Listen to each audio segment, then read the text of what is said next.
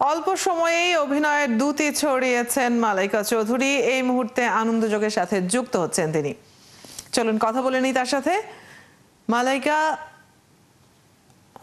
শুরুতে শুভেচ্ছা আপনাকে। সন্ধিক্ষণ এবং ক্ষতিপূরণ নাটক দুটিতে আপনার অভিনয় নজর কেড়েছে দর্শকদের। অনুতপ্ত নাটকটি রাত পেরুলেই মুক্তি পাবে। একটু জানতে চাই যে এতে আপনার অভিনীত চরিত্রটি সম্পর্কে। এটা খুবই একটা সিম্পল একটা গল্প, সিম্পল ক্যারেক্টারের উপর গল্পটা বানানো হয়েছে। বাট এখানে একটা লাভ স্টোরিও আছে, এখানে ইমোশনাল একটা স্টোরি আছে, ফ্যামিলি রিলেটেড। তো আই হোপ সবাই এটার সাথে রিলেট করতে পারবে, অডিয়েন্স আর খুবই পছন্দ করবে। আপনার বোন মেহজাবিন বর্তমান সময়ের খুবই জনপ্রিয় একজন অভিনেত্রী। একজন জনপ্রিয় অভিনেত্রী বোন হিসেবে থাকা আপনার জীবনে কতটা চ্যালেঞ্জিং নাকি ইন্সপায়ারিং?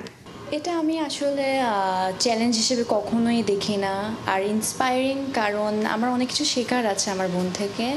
আর আমাকে আসলে চ্যালেঞ্জ হিসেবে আমি এটা অলওয়েজ বলে থাকি, চ্যালেঞ্জ হিসেবে কখনো দেখি না, কারণ আমি আমার মতো কাজ করতে চাই আমার আপুর জায়গায়।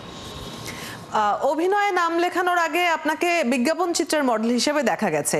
তো টিভিসি হলো, নাটক হলো, চলচ্চিত্রে কাজ করার আগ্রহ আছে কতটা? আমি এখন আসলে নাটকেই কন্টিনিউ করতে চাচ্ছি। ফিউচারেরটা আসলে ফিউচারেই বলা যাবে।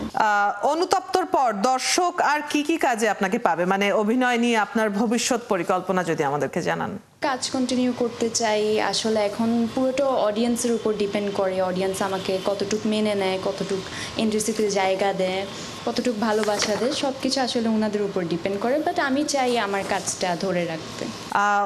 অনেক অনেক শুভকামনা থাকবে আপনার অনুতপ্ত নাটকটির জন্য।